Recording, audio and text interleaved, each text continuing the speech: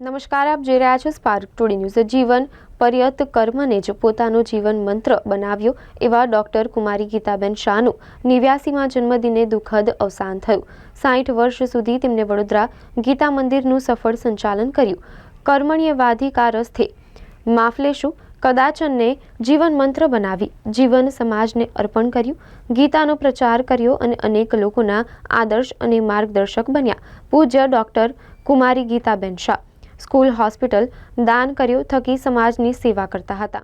ગીતાબેન એટલે સંપૂર્ણ ગીતા કે જેમને ગીતા નામને સાર્થક કર્યું છે।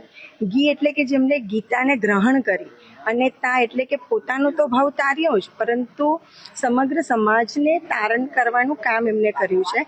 હું આ જ શાળામાં ભણેલી છું અને અત્યારે ભગવત કૃપાથી એવું કહી શકાય કે હું એમના જ કુટુંબમાં પરણીને પણ અહીંયા જ આવી, એટલે મને એમનું ખૂબ જ ગાઢ સાનિધ્ય પ્રાપ્ત થયું।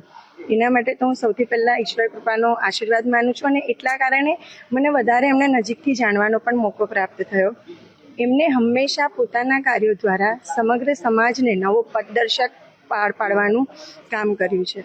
હંમેશા એમને પોતાના ન વિચારતા સમાજને કેવી રીતે વધારે ઉપયોગી થવું, કેવી રીતે એમના કાર્યોને પાર પાડવા, એના માટેનું એમનું હંમેશા કંઈક ને કંઈક કાર્ય માટેનું યોગદાન રહેલું છે। ચાહે નાનામાં નાનું કોઈ કથાનું આયોજન હોય કે ત્યાંથી લઈને મોટામાં મોટા કોઈ પણ પ્રોગ્રામ હોય, કોઈ પણ હોસ્પિટલ કે જે અમારા દર્દીઓ માટે ચાલે છે, જે સમાજ સેવાને પૂરી પાડે છે, ખૂબ જ નજીવા શુલ્ક દ્વારા એ સેવા એમને પૂરી પાડવાની શરૂઆત કરી।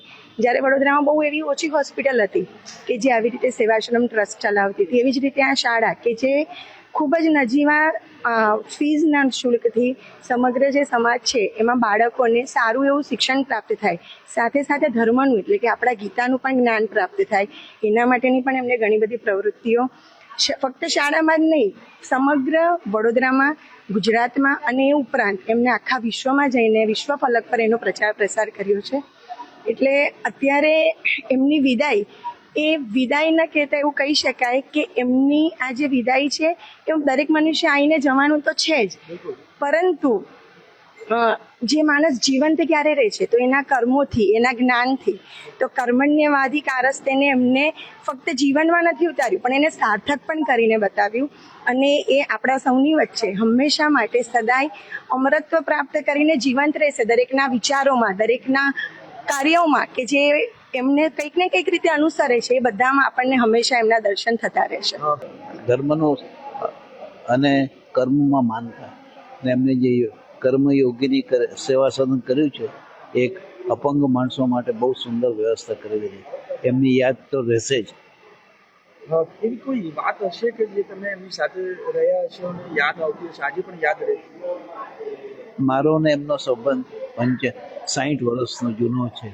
હવે તમે કહો ક્યારની વાત કરો ને ક્યારે ના કરું ને, એટલે હું જ્યારે બાંધો હતો ત્યારે એમને એટલી બધી ચિંતા હતી। હું જ્યારે અહીંયા મળવા આવ્યો એમને ત્યારે એમને કીધું મને તમને જોઈને ઘણો આનંદ થયો અને તમે ઘણો યાદ આવો છો, એટલે અમારા કોન્ટેક્ટ એ જાતના હતા।